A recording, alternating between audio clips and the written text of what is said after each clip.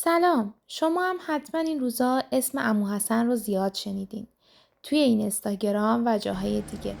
بریم ببینیم این عمو حسن چه کرده با املتش که همه ملت رو عاشق خودش کرده. برای شروع توی این روز بارونی زیبا یه مقدار روغن کف تابه بریزین. 5 الی 6 قاشق. روغن رو کم نریزین چون که یکی از رازهای املت قهوه خونه‌ای ریختن روغن فراوونه. یه دونه پیاز میخوایم. سفید یا قرمزش فرقی نمیکنه. سایز کوچیک باشه. من اومدم مثل استادان قهوه خونه داخل خود تابه رنده کنم. دیدم خیلی کار سختیه. جدا رنده کردم و داخل روغن ریختم. چند دقیقه باید پیاز رو تفت بدین تا یه حالتی که شروع کنه به یه مقدار طلایی شدن و رنگش عوض شدن. حسابی پیاز رو تفت بدین چون رنده کردین احتمال اینکه بسوزه خیلی زیاده. باید تون تون هم بزنین. بعد از اینکه رنگش این مقدار عوض شد، نوک قاشق چایخوری بهش زردچوبه اضافه کنید. یک کوچولو هم بزنید تا رنگ زردچوبه باز بشه. نوبت اضافه کردن ربه.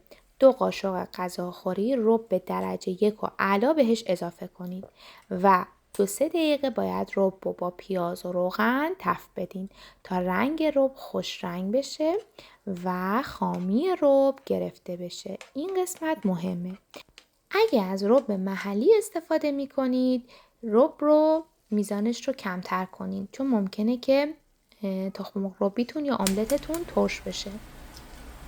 وقتی که رب قشنگ سرخ شد اونو کف تابه پخش کنین و بهش 4 عدد تخم مرغ اضافه کنین.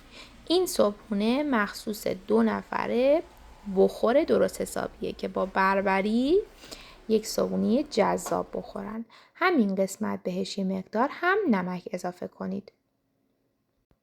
وقت هم زدنه. این قسمت هم مهمه. اول باید با یک قاشق اطراف زرده ها رو خالی کنید. یعنی باید سفیده ها رو با رب کاملا هم بزنید. و بعد از اینکه سفیده ها کاملا پخته شدن نوبت هم زدن زرده هستش. زرده نباید زیاد پخته بشه چون بوی بد میگیره. همین که احساس کردین که از اون حالت لختگی در اومد و جذب رب و سفیده شد باید حرارت رو سریع خاموش کنید. اگر زیاد روی حرارت بمونه بوی بدی میگیره و املتتون خیلی بدمزه میشه.